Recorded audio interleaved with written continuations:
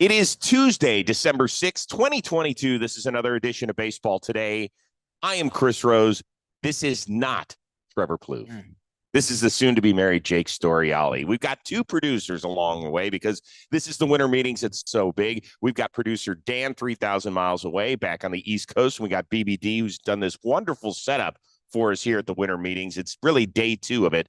And I got to tell you, he shifted everything around. We've got kind of like a new setup for us. He got here an hour before we did. Yeah. I mean, can we get the guy a raise or something? That show, man. And yeah, it's kind of like I'm coming with my guy. I know you've got a question about two free agents signing together for Baseball Today. Me and BBD were a package today. Oh, is that what it is? So yeah. I'm not so sure that we can fit you under the luxury tax. You know, 2 iced coffees and maybe a breakfast sandwich. We'll see how we can negotiate that. But yeah, we are in. And man, what a time to show up Trevor Plouffe. So I'm excited. I'm bringing my A game. Is that what it's about, really? Always, man. Have you seen him? Yeah. Yeah. Do you know what he's doing instead of doing this? I do. Yeah. I do. He's in Las Vegas, right? Something like that. Tory Big Game Hunter, but none of that. None of that. He's not winning as much money as Trea Turner's winning. No. In fact, let's get to it. Yeah. That was the biggest news, because there were a couple of pieces of big news about an hour apart on Monday. Phillies signing Trea Turner, one of the big four free agent shortstops, to an 11-year, $300 million deal. Now, let's remember, the National League champs actually during the regular season finished a full 14 games behind both the Braves and the Mets, who finished with 101 wins. So how much have they closed the gap, in your opinion?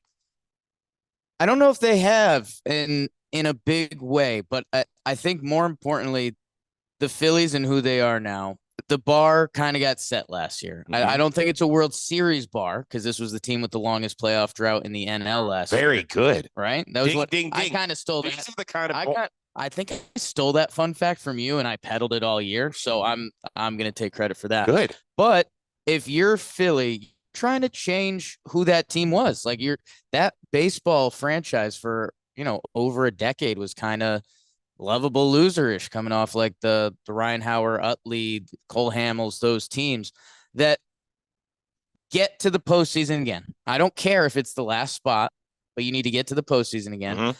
I don't know if they're guaranteed there, because it's still early in the offseason that a lot of these NL teams are getting better. But if they get to the postseason, this is the team that I want teams to follow. We talked about Dombrowski yesterday in their front office, and I wasn't a big fan of his at first in recent years, because I was like, he gets to play the video game while taking the rules off. He gets to trade all his top prospects. Right. He gets to sign the top free agents. I was like, that's a pretty sweet deal. And then I forget if it was you or someone else in the lobby, but they were like, hey, one of his best skills is being able to find ownership and talk them into making these big signings. Because guess what? All 30 teams wanted Trea Turner. He's awesome, but they got him. And so if teams start copying the Phillies, if they make another deep postseason run and more teams are signing stars, that's good. I think a lot of the people, when they saw an 11-year deal for a guy who's on the cusp of being 30, they all went, oh my God, what's he going to look like at 37, 30? I want to talk about the Phillies in 2023. Yeah. I mean, really, I'll pay the bills later when they come. And it's an average of, well, somebody will. You know what I'm saying? Like, if I were in the Philly seat, that's what I would say. So how much have we closed the gap on the Braves and the Mets? I think we've cut into it a little bit, in part because Trea Turner is so different than anybody else they've got in that lineup. It's true. Right? I mean, it's almost like they have to play station-to-station softball is what it is. Like, if there's a guy on first and they hit a ball in the gap, they're not scoring. No. Here you could hit a ball to, short right field, and Trea Turner's on first and he might score. So I like that aspect of it a lot. I still think they need to significantly improve that bullpen. I still have some question marks about the back end of the rotation. Yeah. And you say, okay, well, that's nitpicking a little bit. Well, we're talking about having to make up 14 games. Right. Not on one team, but on two teams that, are looking to improve as well. So I think it's a great step. I'm a huge Trea Turner guy. I think he's, one of the few guys that really changes the game on the base paths and in the batter's box. But they still have a ways to go. Yeah, right. I mean, 87 wins last year. Yep. That's 6 wins away from a 500 baseball team. Mm-hmm. They were closer to being 500 than the Mets and the Braves. So for the gap, and like you mentioned, the end of that rotation right now, Ranger Suarez made a lot of fans in the playoffs. So as year 3, all right, we're okay with that. Mm-hmm. Bailey Falter and Michael Plasmeyer. I don't know. Chris Rose, I watch a lot of baseball. I don't have the full scouting reports on those guys. And hey, maybe the Phillies do. And we'll be talking a lot of Bailey Falter and Michael Plasmeyer next year as breakout players. But to keep up with the Mets, we might be talking about, and the Braves, guess what? They haven't done their move yet. They're going to do something. Yeah, I mean, they're keeping up with the Joneses in the NL East. Yeah. All right. Speaking of the Mets and their rotation, they did replace Jacob deGrom very quickly as they pivot. That's the big word these days around the winter meeting. Let's pivot. Justin Verlander, who is soon to be 42 years, 86 mil with a vesting option for a third year, which it's cool because you got Justin Verlander and Max Scherzer. They are back together atop now New York's rotation. But how risky is it that you're banking on a couple of old men to carry you to the promised land? I mean, Rosie, I would I don't want to say I was going to ask you just because you're older than me. No, Justin Verlander. Can I say this? Yes. This company is not built on 51-year-old men. I was merely a throw-in to balance out the age. To make it with Dan Rourke, BBD. Man, we shouldn't be, but you are. Like, that age in sports is still so tough because the clock has to run out like it does on every player. Right. It's just when.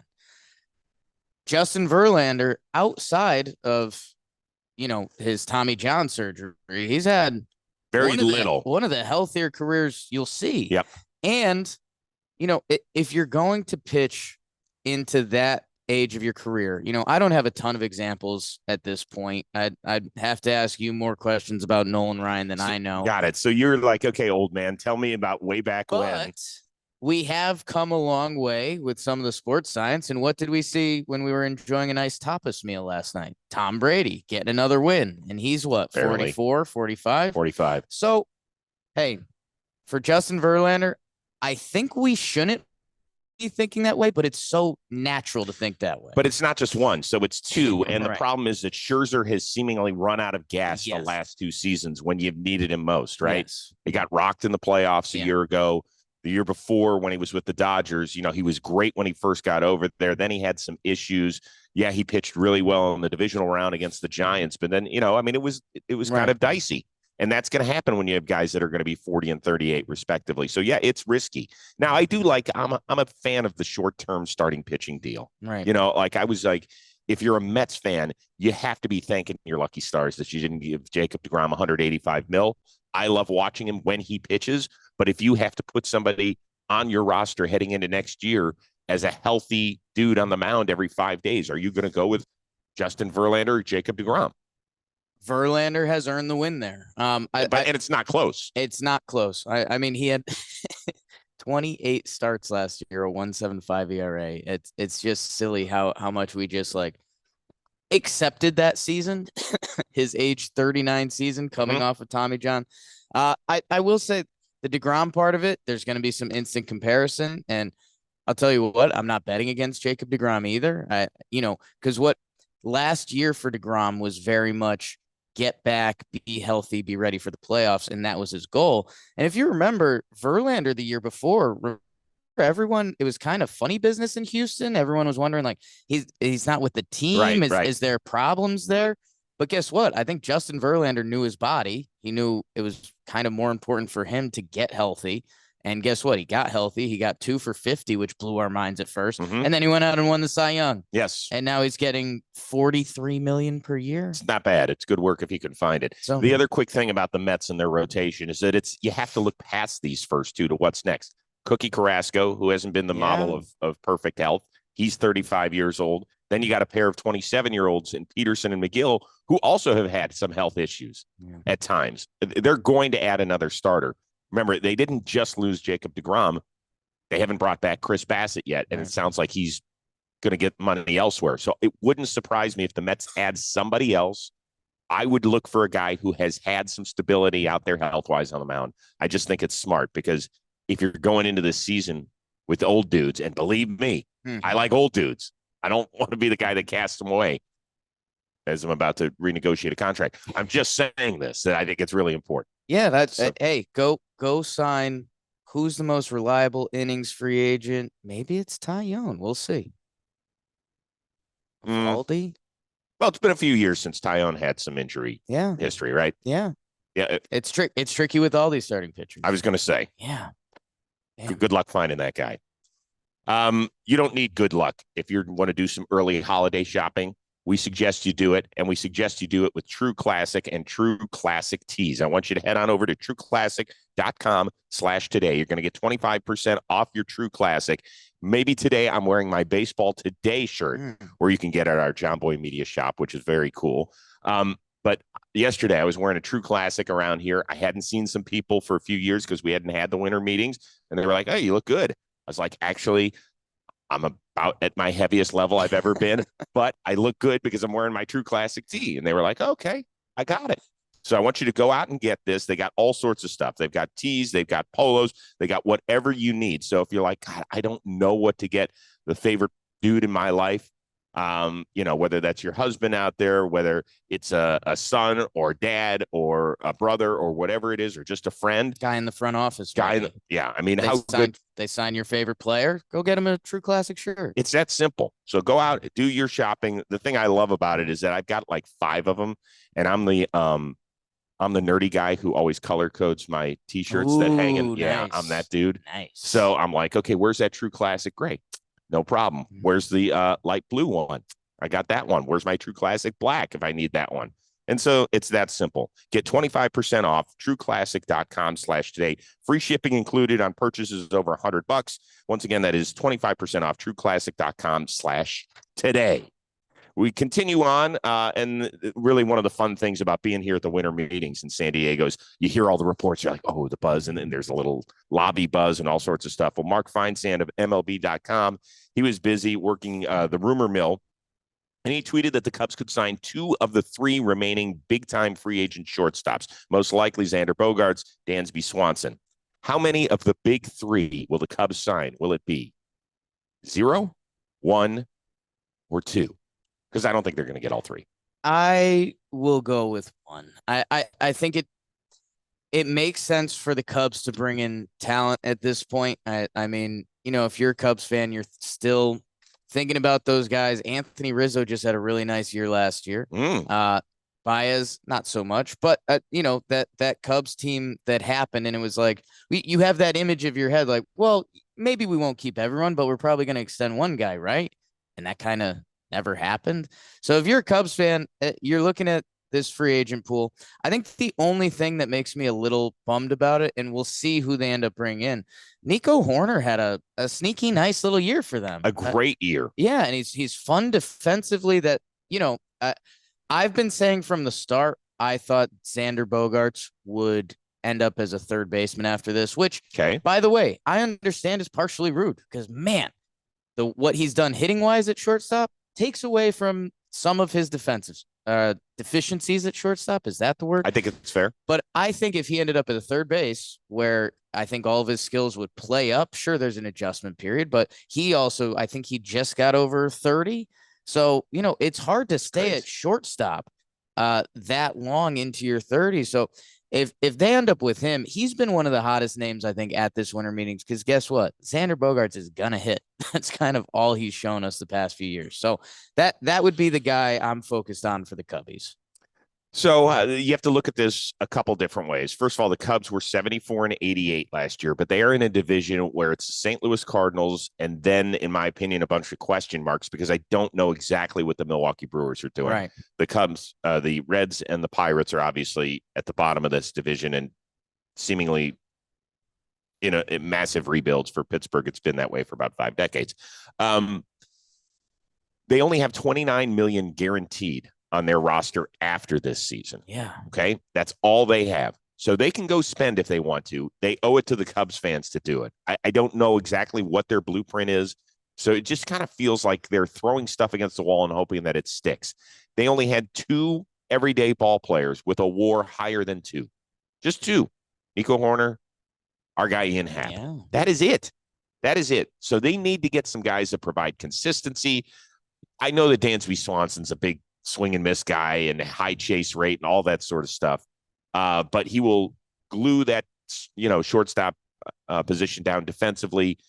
And the guy's got some pop. Do I love the moves if they brought both of them in? I don't think it's the right way to go. Yeah. And I'll be honest with you, I don't think they're getting any of them. Yeah. I think it's hot air. And until that team does something and where I feel like they have a full game plan, I think it's just big names out there to appease the fan base that, hey, we tried. Why do they have no one on the books? I mean, have there been like Cubs selling the team rumors? I mean, 29 million on the books for next year. That's Well, I mean, this, even though it's not going to be there, that contract is still on the books. This is the right. last year for it. Other than that, all the guys that they would have signed, like if I had told you 3 years ago that Chris Bryant, Javi Baez, Kyle Schwarber, Anthony Rizzo, that none of those guys would be on the team in 2023, you would have been like, what? Yeah. Not one of them. Like I thought maybe one of them would get a $200 million deal out of the squad. Never happened. Well, and the weird part of it for me is now seeing Rizzo and knowing who he is, and I remember the numbers at the time, and it was how much are they offering? Are they lowballing Rizzo? And now with smaller contracts, he's exceeded the contracts the Cub had offered him. But he always seemed like the guy, and now it seems like he's going to be a Yankee guy for a little bit, which I'm happy for. But Rosie, you might be right, man, because you start looking around the rest of this roster.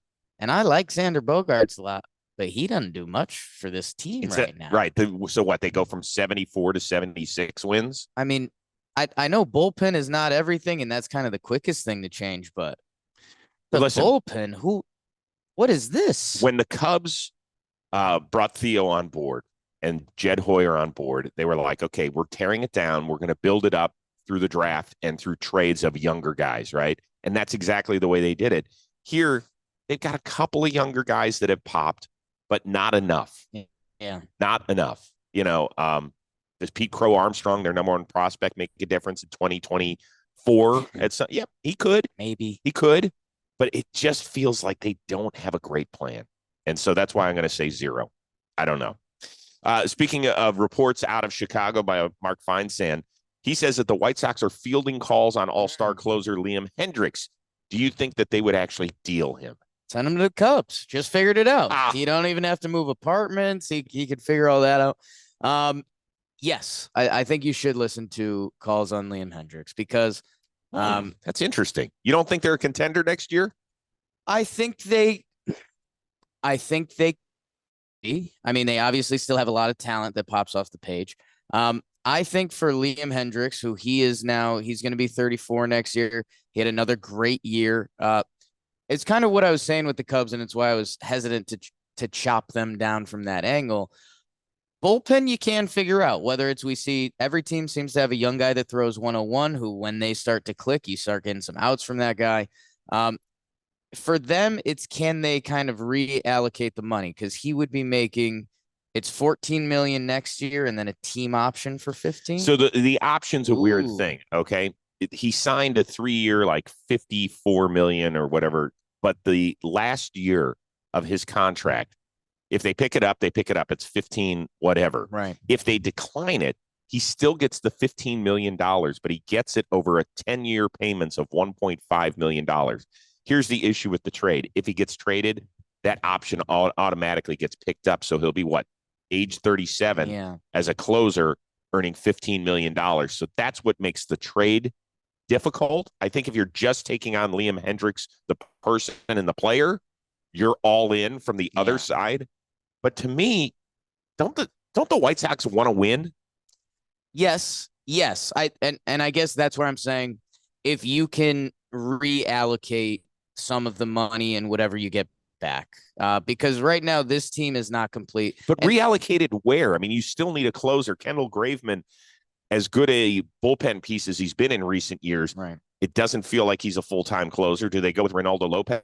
Finally, after all those years, he came over in that trade with Giolito from Washington. We thought he was going to be a starter. That didn't work out. Yeah. He's found a nice role in the bullpen. I don't know if they have an in-house candidate that fits the bill perfectly. Right. I mean, to be a true closer, it would be Kendall Graveman off the start.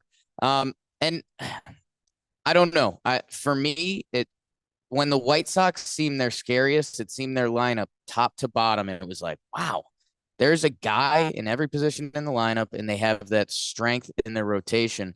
Right now, I'm looking at the second half of their lineup, and I need a couple bodies. I loved Andrew Vaughn's breakout last year and get him playing every day. Yeah, he'll be their first baseman. Gavin Sheets, I think you want to see a little more from, and he's 26. Let's see what it is. But right now, at the bottom of that lineup, Gavin Sheets, Yasmani Grandal, who had a pretty tough year last year. And it's listing Oscar Colas and Romy Gonzalez, which I've heard of Colas's name, and maybe he's the young guy that plays for them last year. But now I'm looking at the bottom four of that lineup and a couple guys who at the top of the lineup have been hurt the past couple years, that you have that rotation. Get the lineup full, because I feel like day in, day out last year, that's what hurt them. Like that lineup not being the White Sox lineup and that everyday consistency. Yeah. And if you can somehow turn Hendricks into an outfielder, and then you sign another bullpen guy for $6 million and he can get you some outs, get the White Sox going again. Then you can trade for a closer at the deadline if you get that team going again. Can I break into programming and just say that I want to start? Can John Boy Media, can we pitch the idea of the 2-year Tony La Russa reign on the South Side? I want to do like a 30 for 30 type. Break it down. Because I think there are a ton of untold stories as to why this team went from where they were to where they went in 2022. I think we have to let it marinate for a year or two. No, I know we don't have to do it starting right now. To get into pre-production and get connected with the people that live in Trevor Plouffe neighborhood and stuff like that. Who do I take this to editorially? Who runs that department? I think Trevor just puts up a sign like at the end of his driveway, and it's like documentary ? Got it. And we should hear from there. Okay, good. Last thing, who have you been most excited to see in the hotel lobby here in San Diego? Well, Chris Rose. Okay, well, that's no, I wasn't saying you. Oh, I wasn't. You weren't. I was saying. Well, no, I was gonna actually suck up another way. I was gonna say Josh Rose. My 22-year-old son who lives down here. Handsome, tall son. And then my friend Bridges, who you met briefly last night. Yes. People probably don't care about that, but those are some good people. No, it's the one that when I read this question this morning, and I was like, Kyle Tucker. Did you talk to Kyle Tucker yesterday? I didn't even see him. Yeah, me and BBD walked in, and there was a taller guy that had that kind of haircut that almost the Abe Lincoln fade, we call it on Talking Baseball. And we were like, that is Kyle Tucker. So I went up, and because we had recently heard from like an agent or manager that he was interested in talking baseball or coming to the office. And, for John Boy Media and some of the Houston stuff, especially him, that would be a big step. So it's been racking my brain why he's here. Because if I get it when you're an agent, I get it when media, I get it when you're front office, even managers, players, which a couple pop up, like Brandon Nimmo. We heard he was here yesterday, and I kind of get that. Right. Strut your feathers a little bit. I guess free agency. Kyle Tucker's not a free agent. No, he's not. So in fact, he's the next order of business for the Houston Astros, and that might be part of the reason why he's here. Because a game I started playing later I think after the Astros won the World Series, was if Kyle Tucker hit free agency today, when it happened, I think he's 2 years away. Something like that. But Kyle Tucker, for his age and he's not 26 yet. Like Kyle Tucker, if he was a free agent today, he would be a $300 million man. And I don't know if people 300. Yes. Chris Rose. I mean, he racks up how much WAR every year? He plays great defense. Yep. He steals, but would trade like a lefty outfield Trea Turner not be a similar comp for Kyle Tucker? You're right. So that's where, you mentioned how many guys on the Astros before you get to him. Altuve, Bregman, Jordan, Pena got a ton of love last year, but Kyle Tucker, man. So that's the one for me. What about you? I can't figure it out that he's from Tampa. Yeah. We're in San Diego. This makes no sense. We've got to get to the bottom of that today. Yeah. Foolish Baseball. Wow. I had never met him. Wow. I have much respect for him. That's going to make him so happy. But it's true. Yeah. It's true. He's kind of cute. Like you can pick him up and put him in your pocket.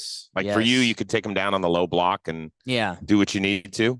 He's slight to frame. Is that the phrasing? Yes. Yeah. No one confuses me or Foolish for O-lineman. But I guess if this was a high school movie, I could be like a freshman O-line linemen. They're like, oh, Oh this yeah, guy definitely. Bailey, he would be like the next Mike McDaniel. Yes. Although Mike McDaniel play. Yeah, that's So, right. I yeah. heard that the other day. That was surprising. Yeah. Who's your favorite? I thought it was nice. It was Yeah. nice to meet him. Yeah. It was cool. I got to see a bunch of people I hadn't seen in 3 years or whatever. So that was since the last time we were here for the winter meetings. Yeah. Because didn't go to the World Series in 2020. Haven't been at any big events except the All-Star game. And All-Star game, we're kind of doing our own little thing. Yeah. At John Boy. We're chasing after home run balls and all that sort of stuff. Yeah. All right. So real quickly, we're here talking to managers all day. So I've got a bunch of them coming by. I think I got a 6-pack. It starts off with Bob Melvin. I've got Brandon Hyde dropping by, Terry Francona, Craig Counsell, Ali Marmol, David Ross, and we'll try and pick off a few more, and then we're going to have those out on a few special editions of the Rose Rotation. It's going to be really fun. I love talking to managers at the winter meeting because they're not in game mode. When you talk to them during the season, hey, Chris, everything's good, blah, blah, blah. But here they're like, dude, let's just relax. We get to find out what they're doing away from sport. So it's pretty cool. Thank you for hanging out. Always. Yeah.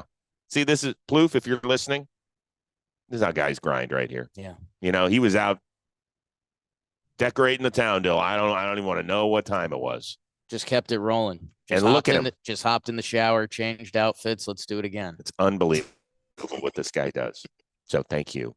Special shout out to BBD here in San Diego, to our one-of-a-kind producer, Dan Rourke, back on the East Coast. For Jake Storiali, I am Chris Rose. We will Thursday, Trevor Plouffe on Baseball Today.